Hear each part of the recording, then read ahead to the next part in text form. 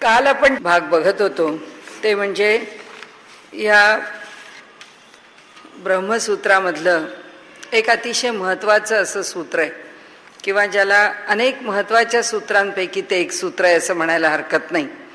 त्यामध्ये तर्क अप्रतिष्ठित आहे, तर्क खंडित होतो.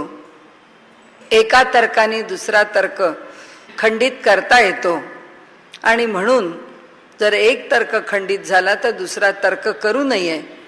त्या एकातून दुसऱ्यातून तिसऱ्यात आपण अडकत जातो. त्या तर्कामध्ये अनवस्था प्रसंग ह्या अडकण्यामुळे निर्माण होतो असं त्यांनी इथे आपल्याला सांगितलंय. काल आपण जिथे थांबलो होतो तो विषय असा होता की तर्काला काही पर्याय आहे का? तर्क करावाच लागतो. तर्काशिवाय जीवन चालू शकत नाही. तर्काशिवाय आम्हाला निर्णय घेता येत नाही. तर्काशिवाय आम्ही योग्य त्या निष्कर्षापर्यंत पोचू शकत नाही. तर्काशिवाय आम्ही जगामध्ये योग्य ते ज्ञान मिळवू शकत नाही. आम्हाला जर दुसऱ्याचा चुकीचा तर्क खोडून काढायचा असेल तरी सुद्धा आम्हाला तर्कानेच तो खोडून काढावा लागतो. अशा प्रकारे तर्क किती महत्त्वाचा आहे हे या ठिकाणी आपण तर्काच्या बाजूनी विषय मांडला आणि तर्काच्या बाजूनी तो विषय काल सांगितला. आता त्याचीच दुसरी बाजू सुरू झाली आणि आपण विषय असा पाहत होतो की तर्क जर निर्दोष व्हायचा असेल तर अनेक गोष्टी आहेत. त्यातली एक गोष्ट जी आहे तर्क निर्दोष होण्याकरताची ती गोष्ट म्हणजे अशी की एक तर श्रद्धा ठेवून तर्क सुरू झाला पाहिजे, हा एक भाग.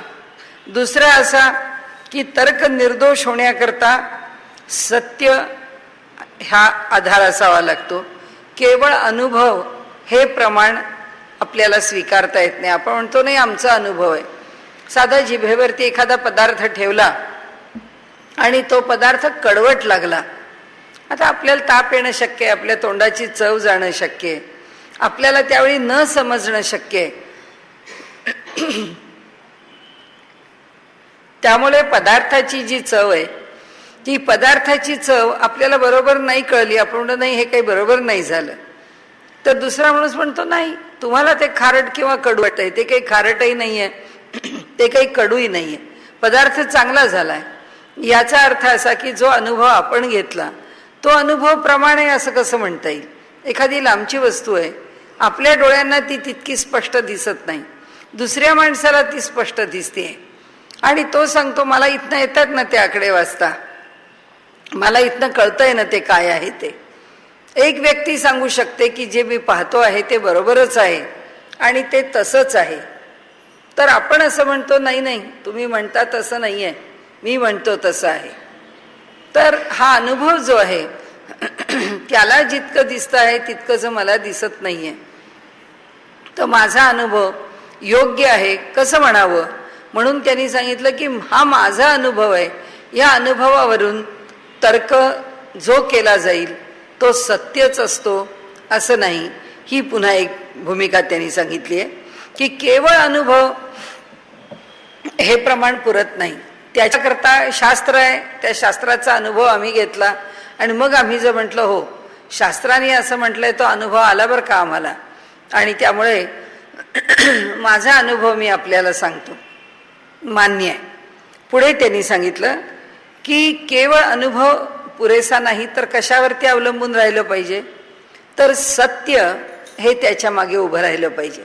म्हणजे आपला अनुभव हा एखाद्या सत्यावरती अवलंबून असला पाहिजे किंवा त्याच्या आधारावरती असला पाहिजे. आता सत्याचं आकलन होण्याकरता काय असलं पाहिजे? आता ते सगळं एक एक सोडवत चालले ना की आता आम्ही सत्यावरती विश्वास, म्हणजे आमचं हे सत्य आहे, हे सत्य तरी कोण ठरवतो? आम्हीच ठरवणार ना की हे सत्य आणि हे खोटं आहे. हे शेवटी कोण ठरवतं? तर त्यांनी सांगितलं कोणत्याही गोष्टीची सत्यासत्यता पडताळून पाहायला आपल्याजवळ साधन पुन्हा इंद्रिय आणि बुद्धीच आहे.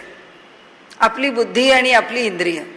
तर आपली इंद्रिय जी आहेत आत्ता आपण म्हटलं तसं डोळ्यांना कमी दिसू शकतं, कानाला कमी ऐकू येऊ शकतं, एखादा माणूस सांगतो, हो मी फोनवर तुम्हाला वेळ सांगितली होती, तुम्ही इतके वाजता या म्हणून, तुमच्या लक्षात राहिलं नाही. आपण म्हणतो नाही हो मी ऐकलंच नाही, मी खरंच ऐकलं नाही. तो म्हणतो नाही नाही तुम्ही ऐकलं कसं नाही, मी तुम्हाला सांगितलं होतं. म्हणजे आता तिथे आपली इंद्रिय आपल्याला दगा देतात, आपल्याला ते लक्षात तरी राहत नाही, म्हणजे स्मरण तरी गडबडतं नाही. तर ते जे काही बोललेले आहेत ते आपल्या कानाला ऐकू तरी आलेलं नसतं. या दोनपैकी एक काहीतरी होतं. आणि म्हणून त्यांनी असं म्हटलंय की इतकी इंद्रिय आमची सावध आहेत का, इतकी आमची इंद्रिय सजग आहेत का, की त्याच्यावरती आम्ही विश्वास ठेवावा आणि आम्ही सांगावं की आम्ही जे म्हणतो ते बरोबरच आहे. कारण निष्कर्ष आम्ही आमच्या तर्काने काढणार ना, इंद्रियांच्या आधाराने. तो तरी तुम्ही काढू शकता का, हा एक भाग. बुद्धी आमची, आता असं आहे आपण हैगाईत असतो, काही वेळा काही निर्णय घेतो. एखाद्याला लवकर बाहेर पडायचं असतं आणि आपण 10-5 चेक, काही सह्या, काही बँकेचं काय जे भरा लिहितो, आपण लक्ष देतो बरोबर करतोय ना, बरोबर करतोय ना, करतो, बाजूला ठेवतो. आपल्याला जर कोणी विचारलं, हो हे तुम्ही असं कसं लिहिलं, तर आपण म्हणतो की हो असं झालं का, मी घाईने दिलं, कदाचित चुकलं असेल. म्हणजे आमच्या दृष्टीने आम्ही सावध बुद्धीनीच ते काम केलेलं होतं. आमच्या दृष्टीने घाई होती तरी जिथे लक्ष ठेवायचं तिथे आम्ही लक्ष ठेवलं होतं. हे महत्वाचं आहे, त्या महत्वाकडे आम्ही पाहिलं होतं, महत्वाच्या गोष्टीकडे. पण काहीतरी गडबड झाली. म्हणजे बुद्धीला पण मर्यादा येऊ शकते आणि इंद्रियांना पण मर्यादा येऊ शकते. आता त्याला मर्यादा येण्याची कारणं कोणती ते सांगताना ते सांगतात की म्हणाले कोणती कोणती कारणं आहेत. एक परिस्थिती आहे, आता आपण म्हटलं तसं मनुष्य घाईत आहे, मनुष्य दुःखात आहे, मनुष्याच्या डोक्यामध्ये दुसरेच काही विचार आहे. आपण सांगतो की आत्ता तुम्ही काही मला सांगू नका बरं का, किंवा आत्ता तुम्ही काही बोलू नका, कारण आत्ता काय माझ्या डोक्यात काहीतरी वेगळे विचार चाललेत, त्यामुळे तुम्ही काय सांगताय हे मला काही कळत नाही आहे. परिस्थिती आहे. आपण म्हणतो मी आत्ता फार घाईत आहे, तुम्ही ह्या गडबडीमध्ये आता मला तुम्ही काही सांगू नका, किंवा आत्ता माझ्याकडनं काही तुम्ही आत्ता, मी फक्त तुम्हाला बोलायचंय तेवढं बोला, मी तुम्हाला काही उत्तर देत नाही. म्हणजे परिस्थिती सुद्धा मनुष्याला त्याचा निर्णय देण्याकरता अडचणीत आणू शकते, किंवा परिस्थितीप्रमाणे माणसाचा निर्णय चुकीचा ठरू शकतो. आणि म्हणून त्यांनी सांगितलं की तर्क करताना सुद्धा परिस्थिती कारण आहे. दुसरं कारण त्यांनी सांगितलं संस्कार आहेत, की आमच्या मनावरती काय इम्प्रेशन आहे कोणत्या गोष्टीचं, काय ठसा उमटलेला आहे, काय संस्कार झालेला आहे. एखाद्या माणसाला एखादा आवाज ऐकला की तो घाबरतो, कावरा बावरा होतो. आपण तो एवढं घाबरायला झालं काय. जसं पावसाळ्याचे दिवस जवळ आले आणि वीज कडाडायला लागली की त्याचा जो आवाज आहे तो एखाद्या माणसाला सहनच होत नाही. तो म्हणतो की मला अजिबात सहन होत नाही, मला कसं तरी होतं, मला भीती वाटते, मला ते सहन करते. आपण ते एवढं न सहन करण्यासारखं काय आहे त्याच्यामध्ये. तो म्हणतो नाही मला होत नाही सहन. काय कारण असतं, केव्हा तरी काहीतरी त्याच्या मनावरती त्याचं भय उमटून गेलेलं असतं, की पुन्हा तो आवाज, ती परिस्थिती त्या माणसाला नको वाटते, त्या परिस्थितीमध्ये जायला त्याला आवडत नाही. कारण का, तर त्या परिस्थितीचा ठसा त्याच्या स्मृतीमध्ये पक्का उमटलेला असतो. ते म्हणतात आता त्या पार्श्वभूमीवरती तुम्ही तुमचे निष्कर्ष काढणार का. असे अनेक प्रकारांनी त्या संस्कारांचा विचार केला. तर त्यांनी सांगितलं तिसरं म्हणजे मन आहे, की आमचं मन काय पद्धतीने काम करत आहे, काय पद्धतीने विचार करत आहे, त्याच्यावर सुद्धा तो तर्क अवलंबून आहे. म्हणजे आपण म्हणतो की आपलं एखादं काम जर एखाद्याकडून करून घ्यायचं असेल तर कोणत्या वेळी त्या माणसाकडे जायचं, कोणत्या परिस्थितीत केव्हा त्याच्याकडे विषय काढायचा, हे समोरच्या माणसानी समजूनच ते केलं पाहिजे. कारण त्याची मनस्थिती काय आहे ही समजून घेऊन जर आम्ही तो तर्क आमच्या मनात जे काही आहे ते आम्ही बोलायला गेलो तर त्याला एखाद्याला स्वीकार तो करील आणि एखाद्याला तो नाही, तो स्वीकारच करणार नाही, तो नाही मान्यच करणार नाही. तो म्हणेल नाही हो तुम्ही काही सांगा मला मान्यच नाहीये. म्हणजे ही त्याची जी मनस्थिती आहे ना, ती मनस्थिती सुद्धा हा माणूस असंच वागेल असं आपल्याला कधीच सांगता येत. कोणत्या मनस्थितीत कोण कसा वागेल आपण सांगू शकत नाही. आणि म्हणून त्यांनी सांगितलं की ही जी सगळी साधनं आहेत ती त्या तर्काला दूषित करणारी आहेत, ही दूषित करणारी साधन आहेत आणि त्यामुळे वस्तुस्थितीचं आकलन आपल्याला जसंच्या तसं होत नाही. आपल्या मनामध्ये आपण काही ग्रह करून घेतलेला असतो आणि समोरच्या माणसाच्या वागण्याच्या बाबतीमध्ये आपण तो ग्रह मनात ठेवून आपण त्या माणसाविषयी अरे हा माणूस आपल्याशी बोलला नाही, आपल्याला वाटलंच होतं हा बोलणार नाही, कारण या माणसाने त्या दिवशीच्या एकूणच आपल्या वागण्या बोलण्यांमधून जे काही त्याचं कळलंय त्याप्रमाणे हा माणूस नीट बोलेल असं काही आपल्याला वाटत नाही. माणूस आपले आपले तर्क करत राहतो, मनाने अनेक प्रकारांनी करतो आणि म्हणून त्यांनी सांगितलं की असे तर्क करायला जाऊच नाही. काय करावं? शास्त्राचा आधार घ्यावा आणि शास्त्राच्या आधारानेच आपण कुठलाही निष्कर्ष काढावा. आपल्या हट्टाने आपल्याला वाटतं म्हणून आपण कोणत्या निर्णयाप्रत येऊ नये, आपण कोणता आपल्या मनाने निर्णय घेऊ नये. आता असं जर नाही झालं आणि माणूस आपल्या ठिकाणी आपला हट्ट आणि आग्रह चालू ठेवत राहिला तर काय होतं? त्यांनी सांगितलं की या आपल्या आपल्या हट्टाने तो त्याचं म्हणून काहीतरी तत्वज्ञान, त्याचं त्याची विचार प्रणाली, त्याचं मत तो आग्रहाने प्रतिपादित करत राहतो की नाही हे असंच झालं पाहिजे, हे असंच केलं पाहिजे, हे असंच असलं पाहिजे. आणि म्हणून त्यांनी पुढे असं म्हटलंय की शास्त्राचा आधार जर घेतला नाही आणि आपलाच जर आग्रह चालू ठेवला तर जे निष्कर्ष काढले जातात ते चुकीचे असतात. म्हणजे आता तर्क कसा अप्रतिष्ठित ठरतो ते सांगणं सुरू झालंय त्यांचं. ते म्हणतात मनुष्य अहंकारी आहे, त्याला कोणाचंच पटत नाही आणि अहंकारामधून त्याच्या मनात येणारे जे विचार आहेत त्यामुळे इंद्रिय आणि त्याची बुद्धी ही व्यवहार सदोषच करणार. बुद्धीचा निर्णय सुद्धा योग्य असणार नाही आणि इंद्रियांनी सुद्धा व्यवहार त्याचा योग्य होणार नाही. म्हणजे अशा प्रकारे सदोष व्यवहार घडणं हे सुद्धा कशामुळे होतं? अहंकारामुळे होतं. एक एक कारण ते सांगत जात आहेत. आता पुढे ते म्हणतात की आता दृष्टांत देऊन सांगतात. ते म्हणतात की हे बघा, अलीकडच्या काळातला आपण दृष्टांत घेऊया. काय दृष्टांत घेऊया? की पृथ्वी सूर्याच्या भोवती फिरते याचा शोध ज्यांनी लावला त्यांना तरी कधी चालताना हिंडताना फिरताना जाणवलं का की पृथ्वी सूर्याभोवती फिरते त्यामुळे आपण गरगर फिरतोय किंवा आपल्याला काहीतरी होतंय, तिचा वेग आपल्याला जाणवतोय? असं होत नाही म्हणाले. हा शोध लावला, हा शोध कुणी एका व्यक्तीने लावला, त्या व्यक्तीला सुद्धा ते जाणवत नाही की पृथ्वी सूर्याच्या भोवती फिरते आहे. याची जाणीव माणसाला होतच असेल तर चक्कर आल्यावर होत असेल की चक्कर आल्यानंतर मात्र सगळं गरगर फिरायला लागतं, मग वाटेल की खरंच ही पृथ्वी सूर्याभोवती फिरतीये की काय. नाही तर हा अनुभव येत नाही. जो शोध लावतो त्याला पण येत नाही. मग तरीही हा मी स्वीकारतो का? हो, स्वीकारतो. कशाच्या बळावर स्वीकारतो? शास्त्राच्या बळावर स्वीकारतो. मग त्यांना आता काय सांगायचंय आपल्याला?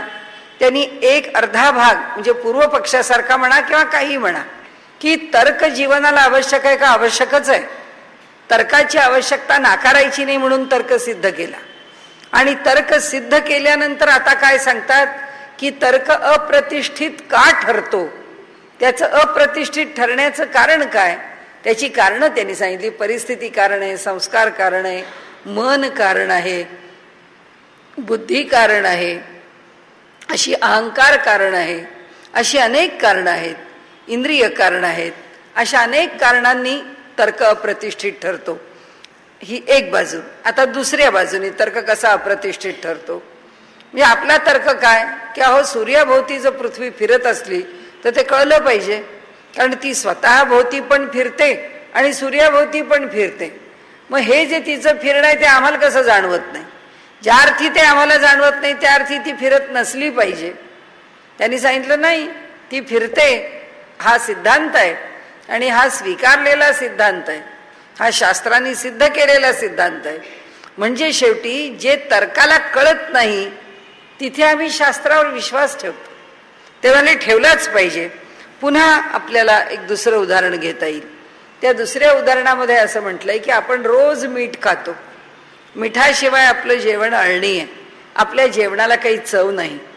पण म्हणाले त्या मिठामध्ये असलेली जी दोन्ही द्रव्ये आहेत जे सोडियम आहे आणि क्लोरीन आहे म्हणजे क्लोराईड आहे.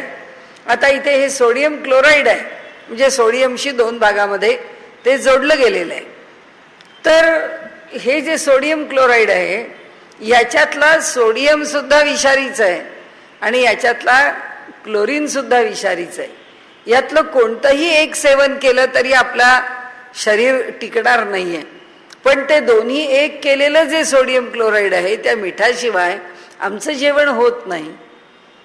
मग आता कोणी जर सांगितलं की अहो ही मूळची दोन्ही द्रव्य विषारी आहेत पण तुमच्या भोजनामध्ये मीठ मात्र भोजनाची रुची वाढवणार आहे, आपण छे छे ती कशी अशी असतील, ती विषारी नसतीलच, तुम्ही काहीतरी म्हणता.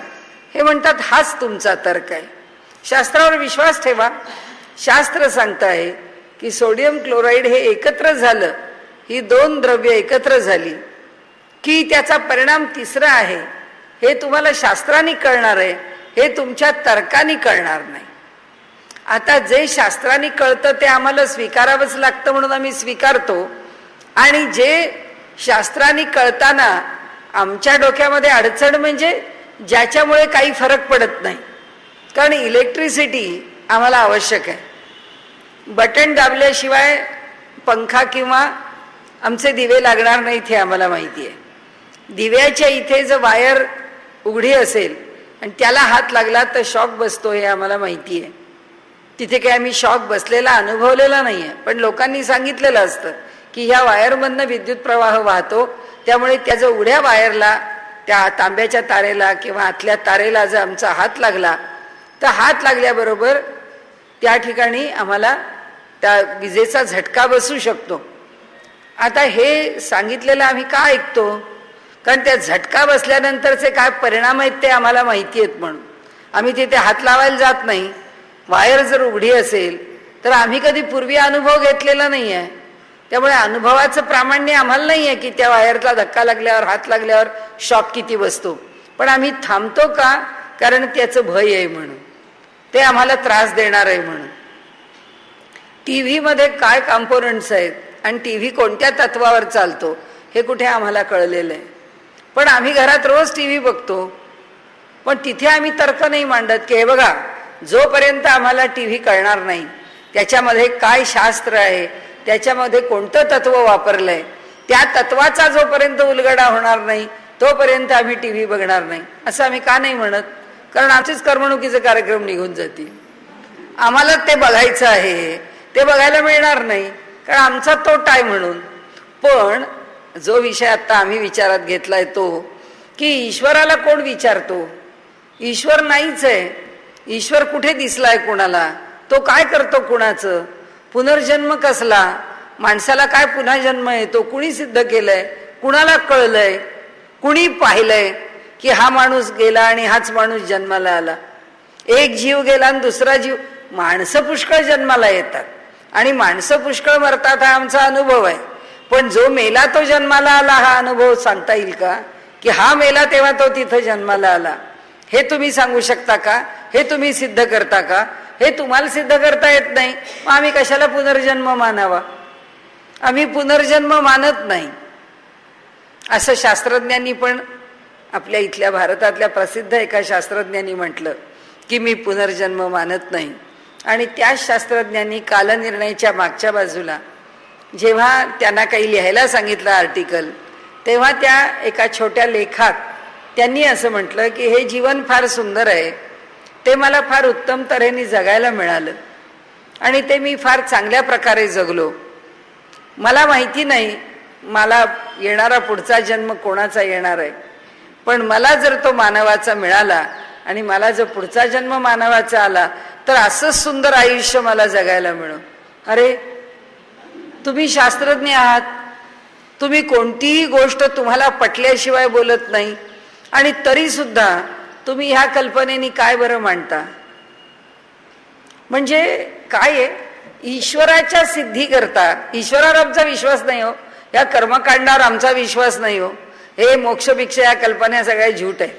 देवाची पूजा बिजा करणं हे काही होत नसतं, हे आपलं काहीतरी आहे. जर पूर्वीच्या काळी बायकांना उद्योग नव्हते म्हणून त्या घरामध्ये असं सगळं त्यांनी एक एक एक एक पसारा वाढवत वाढवत हे कर्मकांड वाढवून ठेवलं, आता थोडंच तसं आहे, आता आयुष्य बदललंय. हा तर्क कोण करतो? हा तर्क आम्ही करतो. हा कशा करता करतो? आमच्या सोयी करता करतो. कारण आम्ही जे वागतो त्या वागण्याचं समर्थन देण्याकरता करतो. कारण ईश्वर आहे का नाही, कर्मकांडाचं फल मिळतं का नाही, ईश्वराची पूजा केल्याने मनुष्याला कशाचे लाभ होतात, या सगळ्या गोष्टींच्या करता ईश्वर भांडायला येऊन शिक्षा देत नाही. तो जर समोर येऊन भांडला असता किंवा त्यांनी पुढे येऊन जर शिक्षा दिली असती तर आपण एक शब्दही बोललो नसतो. इतरत्र जसं आहे, बोलता येत नाही का, तर काहीही चुकीचं बोललं तर जीभच छाटली जाईल, काहीही चुकीचं वागलं तर मुंडकं उडवलं जाईल. आमच्या धर्मामध्ये असं केलं जात नाही.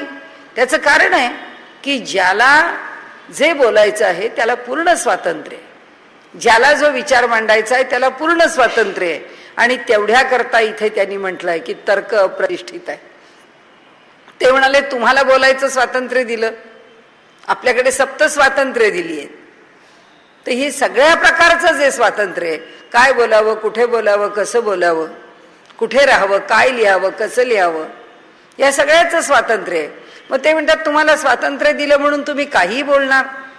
जेव्हा जे काही बोलतो तो तर्कच आहे.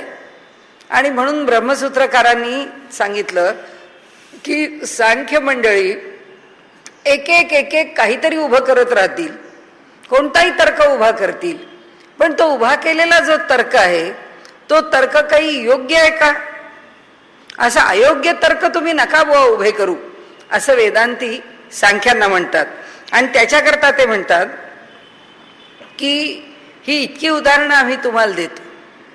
हा तर्क जो आहे हा अप्रतिष्ठित आहे हे का सांगावं लागतं?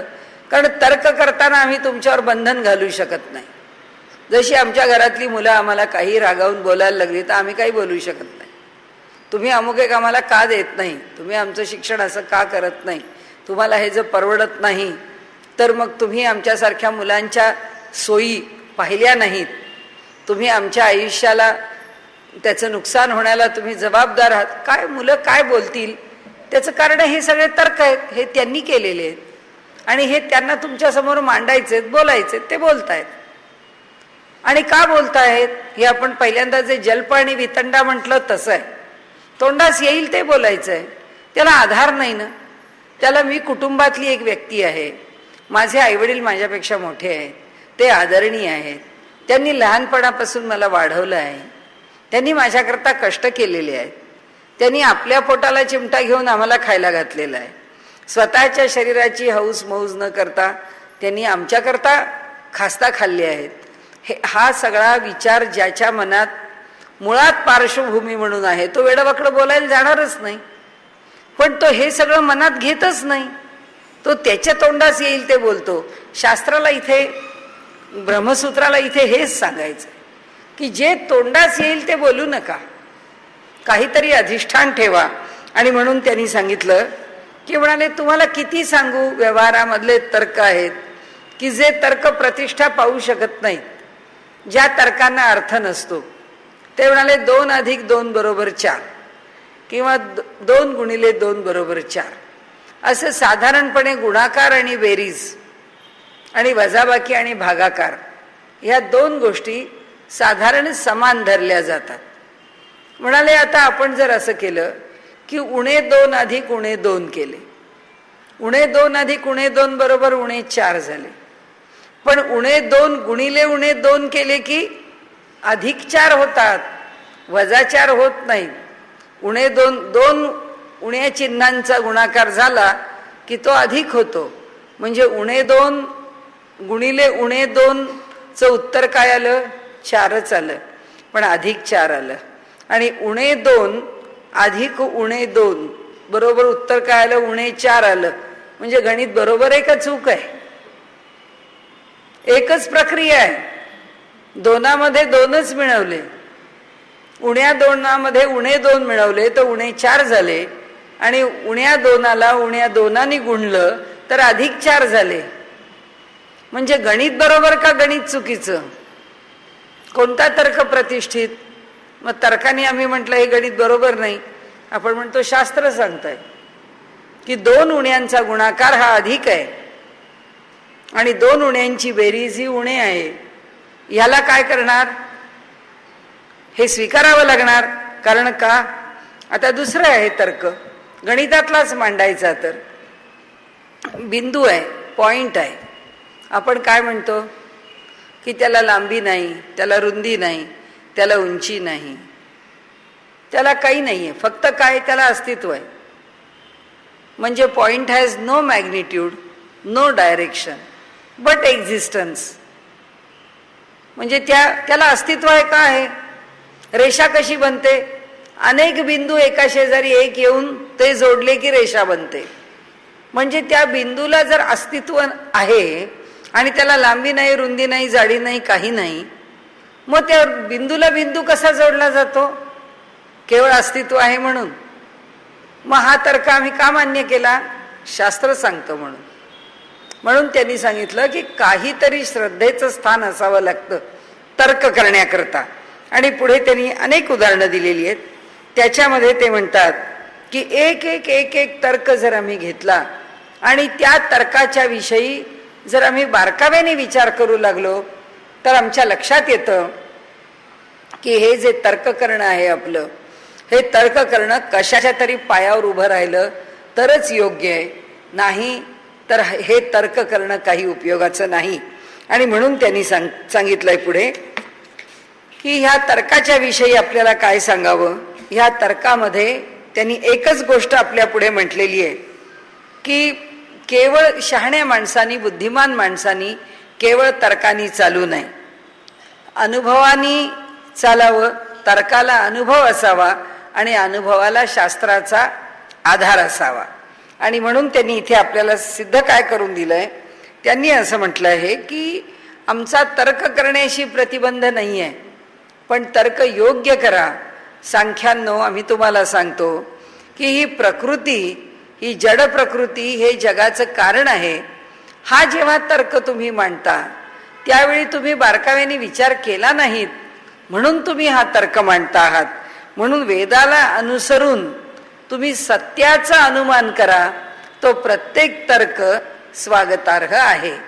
आता असं म्हणून त्यांनी तर्काचे अनेक मुद्दे ह्या ठिकाणी मांडलेले आहेत की उपनिषदामधून ज्या परब्रह्माचं वर्णन केलेलं आहे, वेदामधून ज्याचं वर्णन केलेलं आहे, उपनिषदाने जगद उत्पत्तीविषयी जी चर्चा केली आहे, वेदामध्ये जी चर्चा झाली आहे, ती सगळी खोटी म्हणून सांख्य म्हणतील तेच कसं बरं सत्य मानायचं, असं मानता येणार नाही. असं म्हणून सांख्यांचा तर्क आम्ही स्वीकारू शकत नाही असं त्यांनी तिथे उत्तर दिलंय. एतेन शिष्टा परिग्रहा अपि व्याख्याताः. त्यांनी असं म्हटलंय की या योगाने शिष्ट लोकांनी व न स्वीकारलेल्या इतर मतांचेही निराकरण होते. आत्ता म्हणाले आम्ही कोणाचं मत स्वीकारलंय? आत्ता आम्ही फक्त सांख्यांचं मत स्वीकारलंय आणि आम्ही सांख्यांशी वादविवाद करतो आहोत. पण याच्यामुळे अनेक शिष्ट म्हणजे मोठे विद्वान, मोठे आदर असणारे महात्मे, व्यासंगी यांनी आपला आपला विषय म्हणून जो काही मांडलेला आहे, आपलं आपलं मत म्हणून जे काही मांडलेलं आहे, त्यांच्याही मताचं खंडन याच माध्यमातून होऊ शकतं. आणि तसंच न स्वीकारलेल्या इतर मतांचं निराकरण होतं.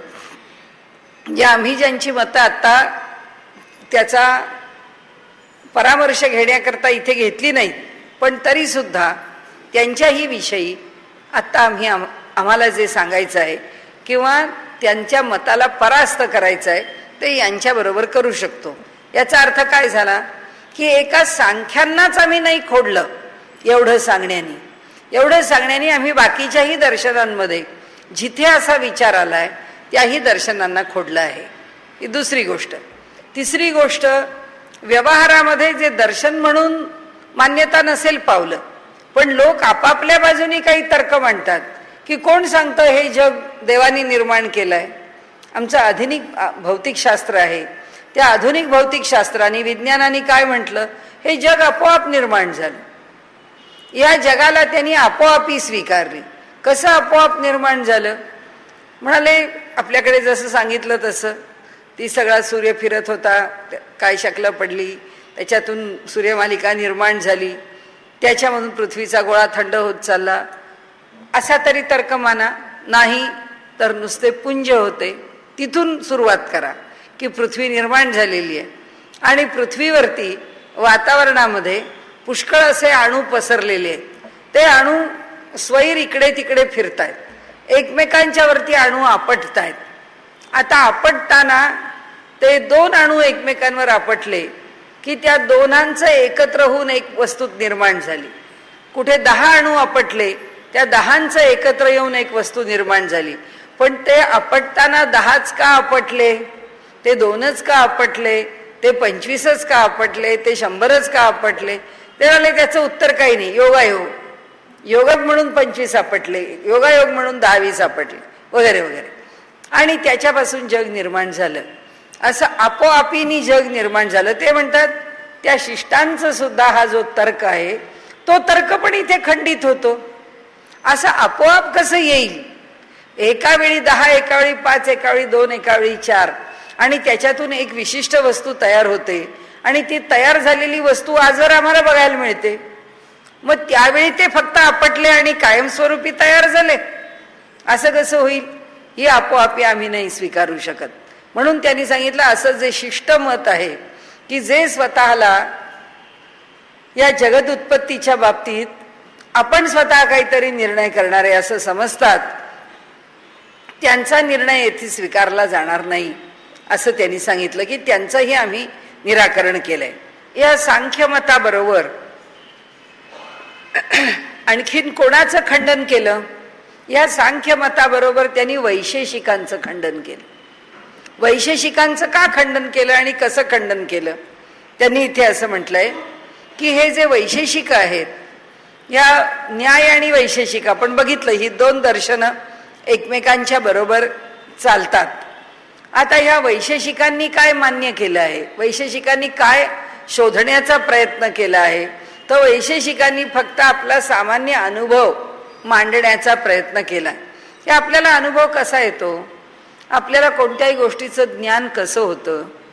म्हणजे समजा आपण आत्ता इथे बसलोय, मला इथून ते तेवढं झाड दिसतंय, त्या झाडाला किती फुलं आली आहेत असं जो कोण म्हणून मी म्हणून काही फुलं दिसत नाही आहेत, त्या झाडाला फुलं आली असतील असं वाटत नाही. तर त्यांनी सांगितलं की तुम्ही इथे बसलाय, तुम्हाला तिथलं दिसत नाही आहे, त्यामुळे तुम्हाला फुलं आली आहेत की नाही ते कळत नाही, म्हणून तुम्ही म्हणताय की बहुतेक त्या झाडाला फुलं नाही आहेत. पण तुम्हाला ज्ञान झालं म्हणजेच त्या झाडाला फुलं आहेत असं समजू नका. तुम्हाला जरी इथे बसून ज्ञान होत नसलं तरी ती वस्तू जेव्हा त्या जागेवरती आहे तेव्हा त्या जागेवर त्या झाडाला भरपूर फुलं असू शकतात. म्हणजे याचा अर्थ त्यांनी काय मांडला की वस्तूच्या ठिकाणचं जे अस्तित्व आहे ते तुमच्या ज्ञानाच्या निरपेक्ष आहे. अहो, मी जन्मात अमेरिका पाहिली नाही, पण म्हणून अमेरिका असायची राहिली आहे का? व्यक्तीने नाही पाहिली, पण ते जिथे असायचं आहे तिथे असणारच आहे. मी माझ्या आयुष्यामध्ये कधी पुणे सोडून कुठे गेले नाही, म्हणून बाकीचं जग अस्तित्वात नाही का? ते त्याचं जसं आहे तसं अस्तित्वात आहे. आणि म्हणून त्यांनी सांगितलं की जगाचं ज्ञान किंवा जगाचं अस्तित्व हे कुणाच्या ज्ञानाच्या प्रक्रियेवर अवलंबून नाही. तो कसा अनुभव घेतो, तो व्यवहारामध्ये या गोष्टी कशा पाहतो, त्याची संगती लावायचा प्रयत्न वैशेषिकांनी केला. आणि ती संगती लावताना त्यांनी जे पदार्थ मानलेले आहेत ते 7 पदार्थ मानलेले आहेत.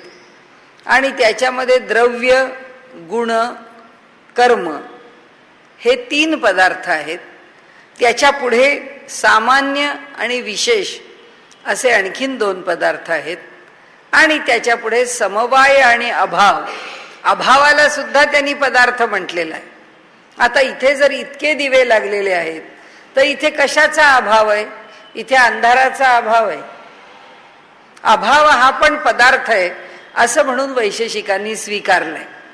वैशेषिकांचं म्हणणं असं होतं की प्रत्येक पदार्थ जो आहे तो अनंत आहे, त्या पदार्थाला तुम्ही थांबवू शकत नाही. म्हणजे द्रव्य अनंत आहेत, तसंच त्याच्याबरोबर आपण जे गुण म्हटले ते अनंत आहेत, कर्म अनंत, हे सगळं अनंत आहे, हे आम्ही थांबवू शकत नाही, इतकं मोठं आहे. मग त्यांच्यावरती असा दोष आला की अहो असं जर अनंत असेल तर आमच्या घरातली मोहरी घेतली आणि मेरू पर्वत घेतला तर मोहरीतले कण किती? अनंत. आणि मेरू पर्वताचे कण किती? अनंत. म्हणजे मोहरी आणि मेरू पर्वत सारखेच झाले का? म्हणजे तुम्हाला जर अनुभव घेता आहात, अनुभव कशाचा घ्यायचा आहे? काही परमात्म्याचा अनुभव घेण्याची भाषा ते बोलत नाही, व्यवहाराच्याच अनुभवाची भाषा बोलतात. ते म्हणतात व्यवहारातलं फूल जाणून घ्यायचंय, व्यवहारातलं पान जाणून घ्यायचंय, दगड जाणायचा आहे, माती जाणायची, धोंडे जाणायचे.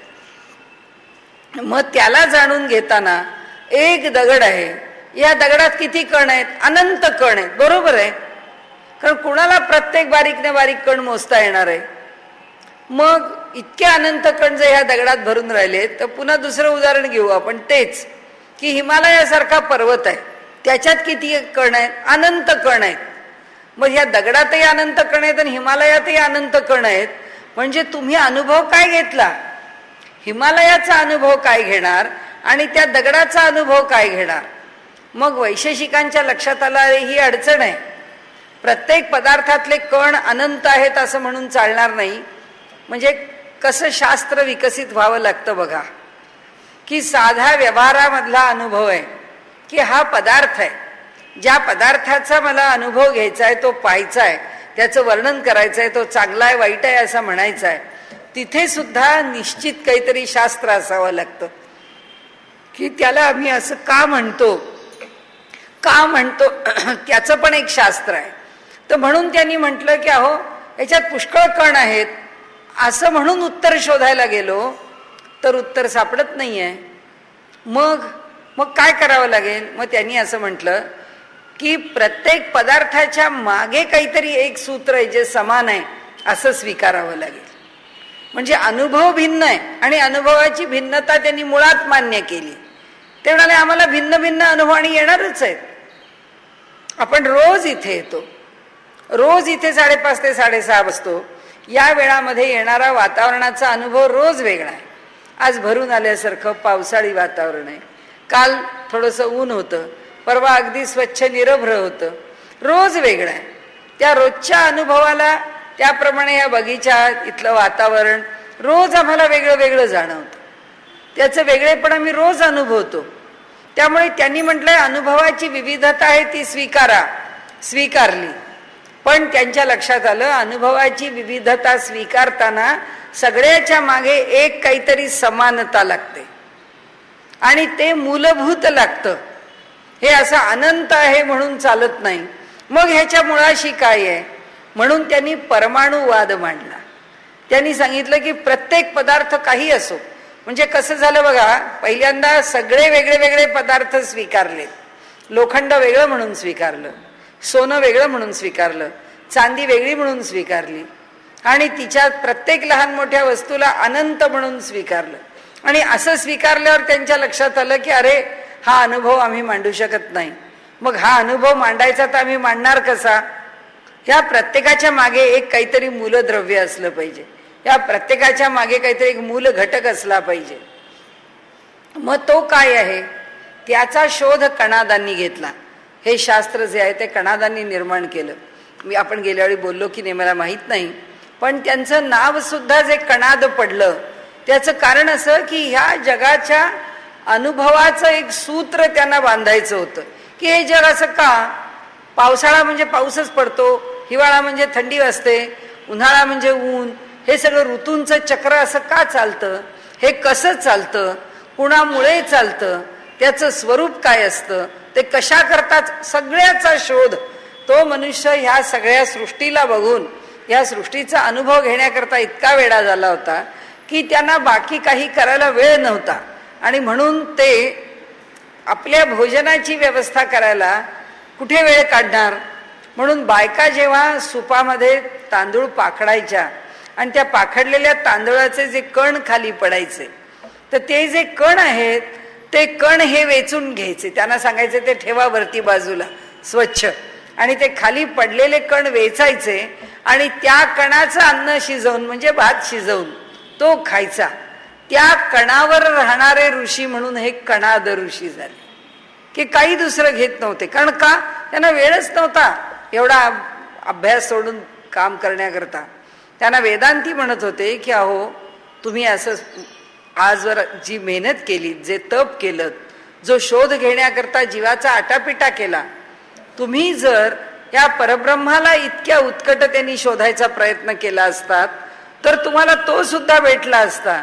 पण त्यांनी सांगितलं नाही, ह्या सृष्टीच्या मुळाशी काय ते मी शोधतोय आणि त्याचाच शोध मला लावायचा आहे. पण आयुष्याच्या शेवटी म्हणाले मला एकच कळलं की पिलवहा म्हणजे परमाणू परमाणू याच्या मागे एक सूक्ष्मातला सूक्ष्म कण आहे की जे कण एकत्र येतात आणि त्या कणांच्या पासून हे जग निर्माण होतं.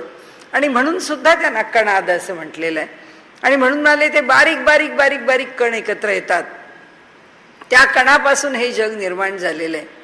पण ते कण कसे, त्या कणांच्या मध्ये चेतना कोण देतो, त्या कणांपासून सगळं विश्व निर्माण कोण करतो, त्याचं उत्तर नाही ना योग्य देता येत. त्याचं उत्तर देता येत नाही. म्हणून त्यांनी हे जे पहिलं द्रव्य म्हटलं की हे जे 8 भाग आहेत, द्रव्य गुण कर्म समान आणि विशेष आणि त्याच्यानंतर समवाय आणि अभाव, हे असे जे सगळे पदार्थ त्यांनी ह्या ठिकाणी घेतले, या सगळ्या पदार्थांच्या बरोबर त्यांनी ह्या द्रव्याच्या ठिकाणी त्याचे भाग करायला सुरुवात केली की हे जे द्रव्य आहे ह्या द्रव्यात काय काय अंतर्भूत आहे.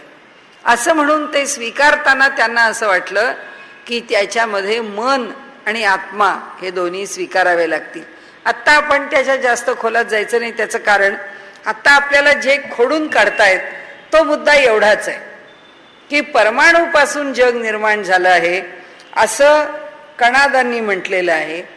आणि कपिलांनी असं म्हटलेलं आहे की ही जी सृष्टी आहे ही त्या जड प्रकृतीपासून निर्माण झालेली आहे. ही या दोघांची मतं आहेत. ही दोन्ही मतं उभी राहू शकत नाही. कारण त्या परमाणूला काय, त्या परमाणूचं सामर्थ्य काय, त्या परमाणूला प्रेरणा कोण देतो आणि ते परमाणू एकत्र कसे येतात, त्या परमाणूंपासून जग निर्माण कसं होतं, ही प्रक्रिया मांडता आली नाही, सांगता आली नाही. म्हणून त्यांनी ती मान्य केली नाही. आणि म्हणून इथे त्यांनी सांगितलं की आम्ही अनेक तत्वज्ञान मांडणाऱ्या, आता आधुनिक आपण असं म्हणू की आत्ताच्या विज्ञानाचं सुद्धा याच्यानीच निराकरण होतं. कसं निराकरण होतं, कारण विज्ञानामध्ये सुद्धा आपण ॲटम हा या संबंध सृष्टीचा सगळ्यात मूलभूत असा घटक आहे असं म्हणतो.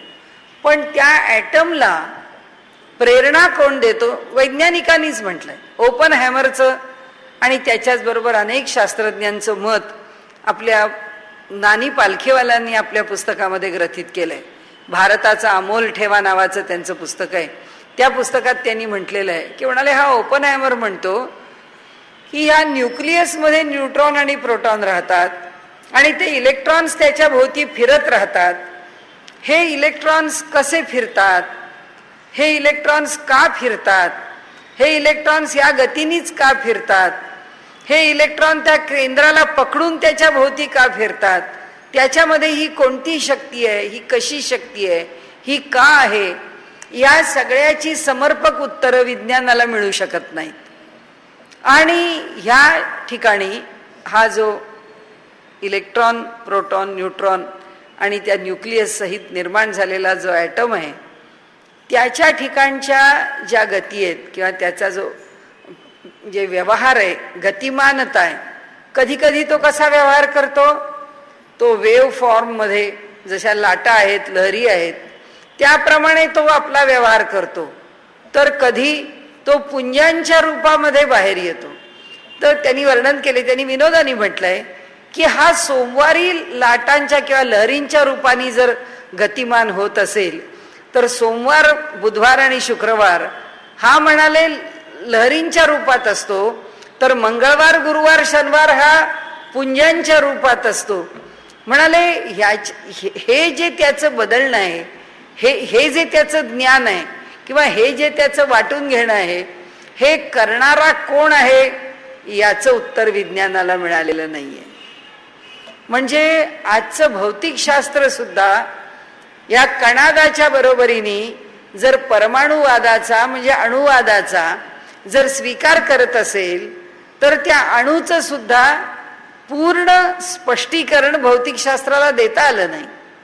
आणि म्हणून वेदांती म्हणतात तुम्ही ते देऊ शकणार नाही जोपर्यंत तुम्ही चैतन्य मान्य करत नाही तोपर्यंत.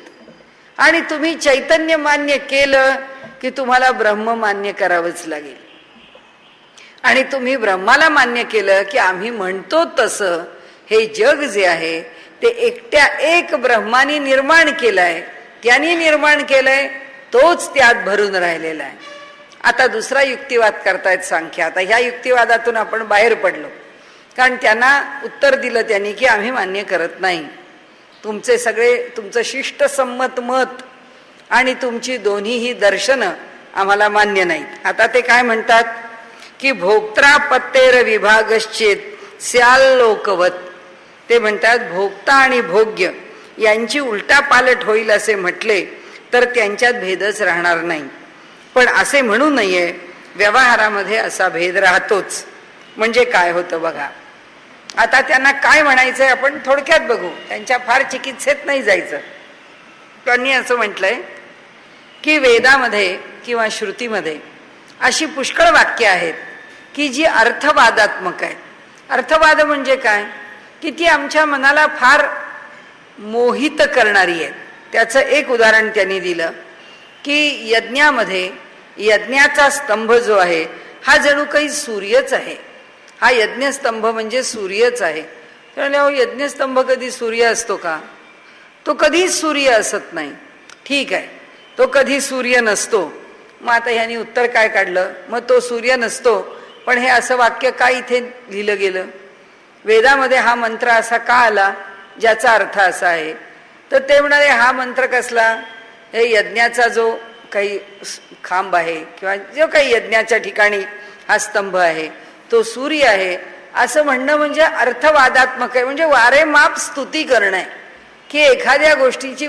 आता कशा करता बोलतायत ते की ब्रह्मानी जग निर्माण केलं, हे सगळं जे तुम्ही बोलताय ना हे सगळं अतिशयोक्तीपूर्ण आहे, हे काही खरं नाही, हे आपलं उगीच त्या ब्रह्माची महती गायची म्हणून तुम्ही गाताय, असा आरोप करायचा आहे म्हणून हे उदाहरण दिलंय. आता त्यांनी सांगितलं हा अर्थवाद आहे. आता त्यांनी सांगितलं अर्थवाद नाही आपल्याला, कारण त्यांनी भांडताना काय म्हटलंय की हा स्तंभ सूर्य आहे, याच्यापासून काय उष्णता निघते का, याच्यापासून जग तापलं जातं, या दोन्हीपैकी काही होत नाही. याचा अर्थ असा झाला की हा सूर्य नाही आहे. मग तुम्ही यज्ञस्तंभाला सूर्य म्हटलं, हे चूकच आहे. मग असं चुकीचं वाक्य जर वेदात येतं तर वेदावर का विश्वास ठेवायला सांगतात? आणि वेदातलं हे वाक्य माना असं का सांगतात? नाही तर असं म्हणा वेदातलं हे वाक्य अर्थवादात्मक आहे. अर्थवादात्मक म्हणजे काय की अतिशयोक्ती पूर्ण केलेलं विधान आहे.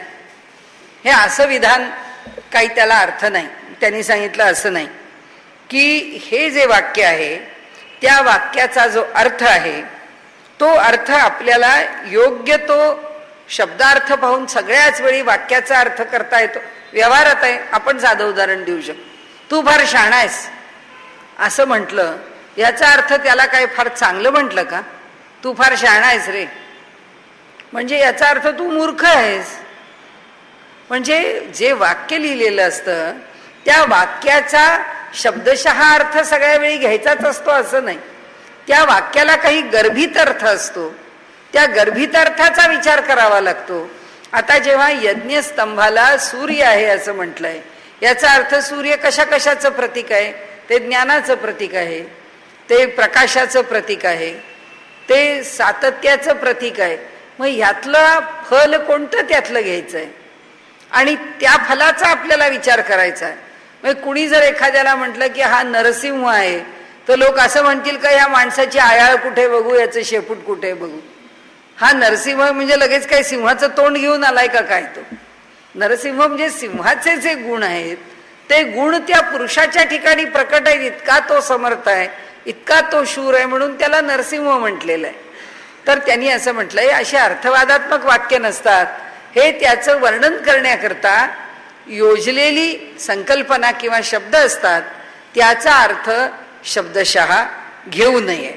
आता हे कशा करता चाललंय? हे अशा करता चाललेले आहे की ब्रह्म हाच जगाला निर्माण करतो, ब्रह्म हा त्याच्यातच राहतो.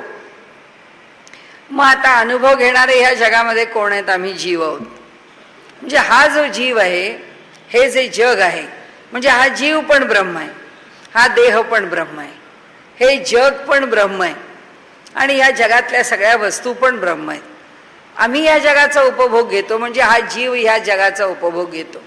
हा जीव जर या जगाचा उपभोग घेतो तर पेरू आम्ही खातो, म्हणजे ते ब्रह्म आहे आणि तेच ब्रह्म खातं. म्हणजे त्यांना काय म्हणायचं आहे तो युक्तिवाद लक्षात घ्या आपण, की हे एक ब्रह्म आहे जीव आणि देह धारण केलेलं, आणि झाडावरती आलेला पेरू हे दुसरं ब्रह्म आहे. म्हणजे भोग्य आणि भोक्ता, इथे भोक्ता आपण आहोत आणि भोग्य पेरू आहे, दोन्ही एकच आहे.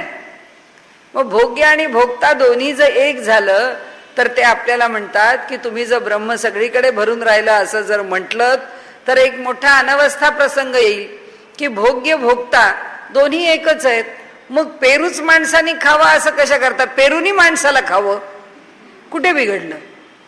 की भोग्य भोक्ता यांच्यामध्ये अदलाबदल होईल, म्हणून त्यांनी म्हटलंय भोक्ता व भोग्य यांची उलटा पालट होईल असे म्हटले तर त्यांच्यात भेदच राहणार नाही. म्हणजे हा जो जीव आहे असं त्यांनी का म्हटलं? हा युक्तिवाद त्यांनी का केला?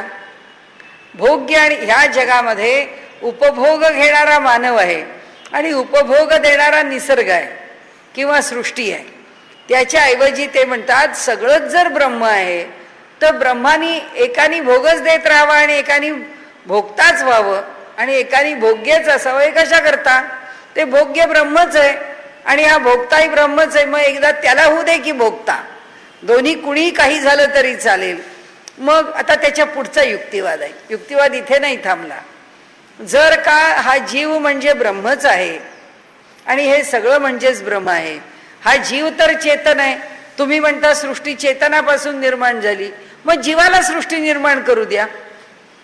हा सृष्टी निर्माण करणारा हा जीव आहे असंच समजा, मग त्याला ब्रह्म कशाला पाहिजे?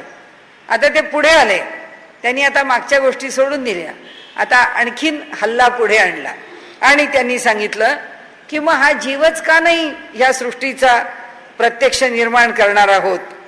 आता म्हणाले ईश्वराने ही सृष्टी निर्माण केली आणि ईश्वर त्यात राहिला आणि ह्या राहिलेला ईश्वर हा आमच्या जीवाच्या रूपाने या सृष्टीचा उपभोग घेतो.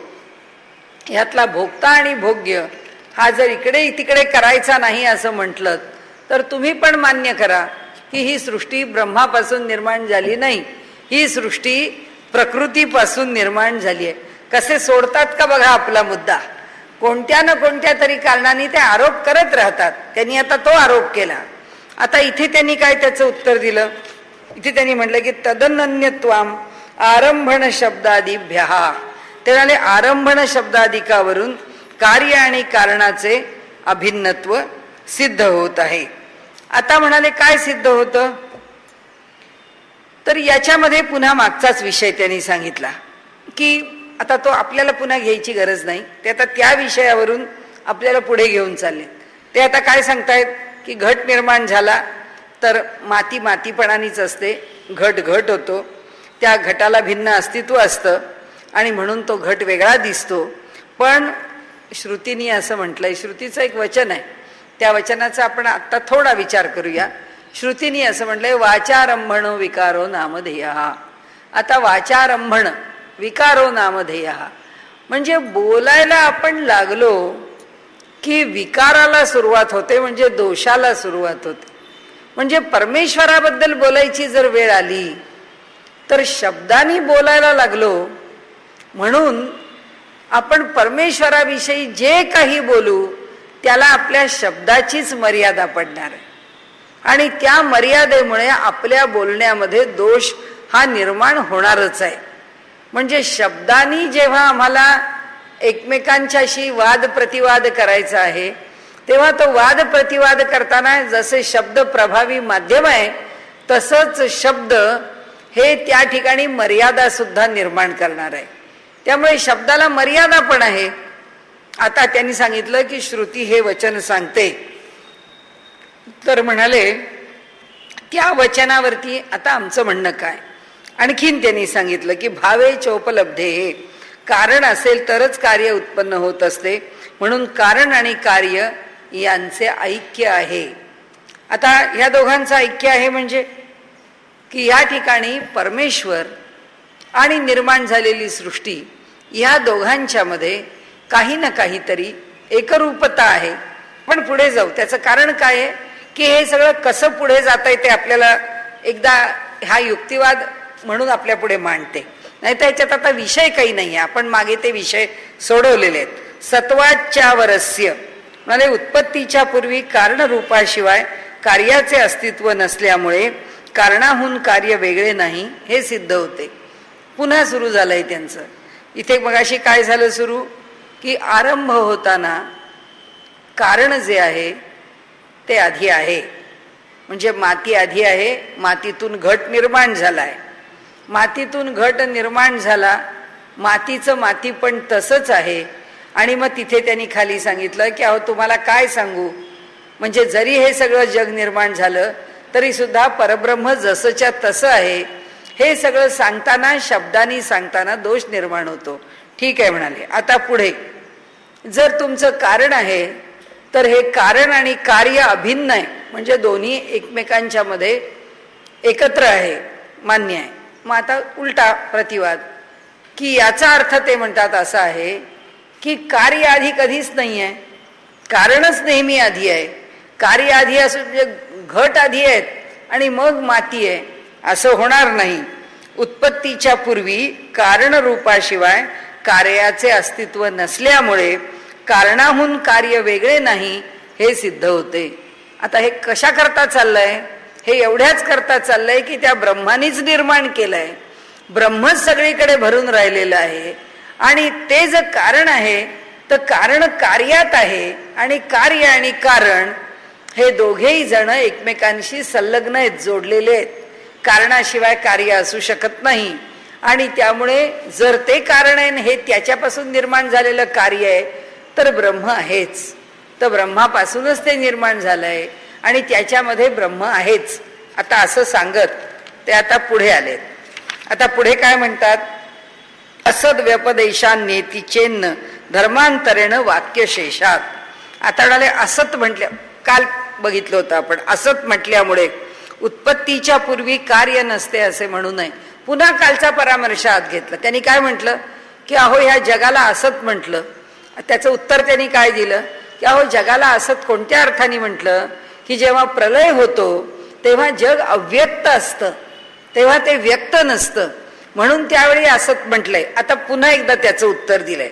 असत म्हटल्यामुळे उत्पत्तीच्या पूर्वी कार्य नसते असे म्हणू नये, म्हणजे उत्पत्तीच्या पूर्वी फक्त एकटं ब्रह्मच होतं, त्याच्या ठिकाणी कार्य नव्हतं, म्हणजे जग नव्हतं. नाही म्हणाले, जग होतं, पण ते कसं होतं, ते अव्यक्त रूपाने होतं. कारण असत शब्द हा तेथे वेगळ्या अर्थाने वापरला आहे असे पुढील वाक्यांच्या संदर्भावरून समजते. आता ह्याच्या पुढे युक्तीवरून आणि श्रुतीवरून उत्पत्तीपूर्वी कार्याचे अस्तित्व आणि कार्यकारणाचे ऐक्य लक्षात येते. इथपर्यंत आले. आता हे कशावरून लक्षात आलं म्हणाले, आम्हाला वस्त्रावरून लक्षात आलं. पटवच्च म्हणजे वस्त्राच्या उदाहरणावरून व्यक्तता आणि अव्यक्तता रूप वस्त्राचं लक्षात येतं. कसं की पट आहे, हा कशाने विणलाय, त्या धाग्याने विणलाय. आम्हाला नुसता धागा पाहिल्यावर पटाची कल्पना येत नाही. आपण जर गेलो पैठणीची विण बघायला पैठणला नाही तर येवल्याला, तर त्या मागावरती पाहिलं तर नुसतं रेशीम आहे, रेशमाबरोबर जर आहे, पण ते जर आणि रेशीम त्याचा ताणा आणि बाणा ते खेचून जेव्हा ते वस्त्र तयार करतात तेव्हा एक एक डिझाईन जेव्हा त्याच्यात बसतं आणि ते रंग जेव्हा त्याच्यामध्ये यायला लागतात, आपण म्हणतो अरेच्या ह्या धाग्यांपासून हे बनणार होतं, आम्हाला माहित नाही. तसं ते म्हणतात की त्या धाग्यातच वस्त्र सामावलेलं आहे. तसं परब्रह्माच्या अस्तित्वातच जगत सामावलेलं आहे, अव्यक्त रूपाने आहे. ते धागे सगळे एकत्र, एक हिरव्या रंगाचा, एक लाल रंगाचा, एक केशरी रंगाचा, एक जरीचा, सगळे धाग्याची सगळी जी गुंडाळे आहेत त्या जवळ घेतलेल्या आहेत आणि त्या पटावर लावून ठेवलेल्या आहेत.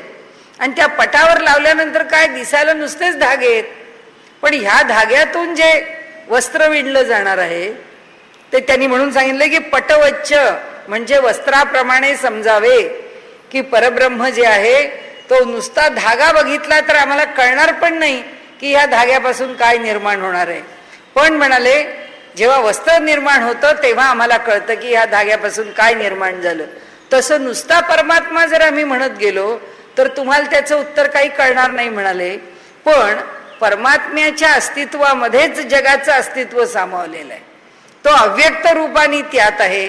जसं धाग्यामध्ये पैठणी अव्यक्त रूपाने आहे तसंच ब्रह्मामध्ये अव्यक्त रूपाने जगत आहे. आणि त्यांनी हा विषय संपवला. हा संपवताना जो विषय सांगितला तो एका सेकंदात सांगून आपला आजचा विषय संपवूया. म्हणजे हे एक प्रकरण बाजूला होतं. आता इथे त्यांनी सांगितलं की जे दिसत नाही, कारण तुमचं म्हणणं आहे ना की प्रलयामध्ये जग कुठं जाऊन राहतं, मग तुमच्या ब्रह्मामध्ये कसं जाऊन राहील. त्यांनी सगळे कालयुक्तिवाद आपण पाहिले.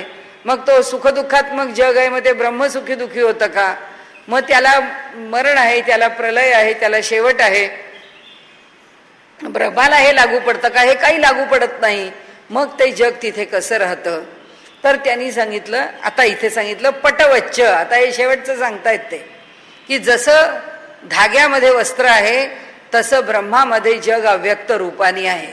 आता दुसरं सांगतायत यथाच प्राणादी. जसं प्राणाच्या बाबतीत होतं तसं आता त्यांनी उघड दृष्टांत पुन्हा दिलाय. जसा पटवच्चच्या ठिकाणी उघड दृष्टांत दिलाय तसा इथे पण दिलाय. इथे काय म्हणतात, आणि प्राणादींच्या स्थितीवरूनही तेच समजते. म्हणजे कसं, एखाद्या योग्याला तो समाधी लावून बसलेला आहे, समाधीमध्ये त्याच्या श्वास देहाची हालचाल त्याची काहीच जाणीव नसते.